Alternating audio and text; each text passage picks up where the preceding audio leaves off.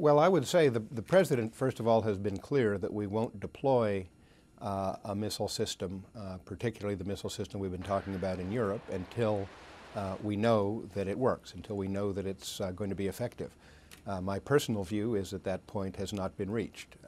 I don't think at this point we're in a position to deploy an effective ballistic missile defense. And I certainly support the President's position that there's no sense in deploying one that's not effective. I'm not saying never, but I'm saying it's an immense technical challenge to develop a missile defense that really would be adequate against a nuclear-armed attack. I sometimes liken the situation we're in to being in a car with bad brakes driving toward a cliff in the fog.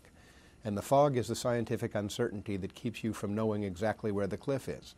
And the passengers in that car might say, well, you know, we don't know exactly where the cliff is. Even if we put on the brakes, we might go over it.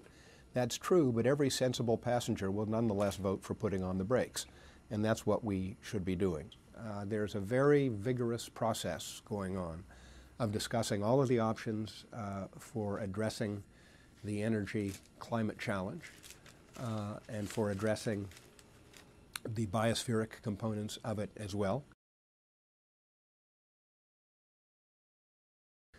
And what we now need to do, and what the President is committed to do, is basically rebalance NASA's programs so that we have in space exploration a suitable mix of manned activities and robotic activities, so that we have a rebalancing of looking up and looking down, that is the Earth observation activities in which NASA is crucial and on which our improving understanding of what we're doing to climate and the rest of the Earth depends. Restoring the aeronautics work in NASA, which is crucial to the future of safe aviation.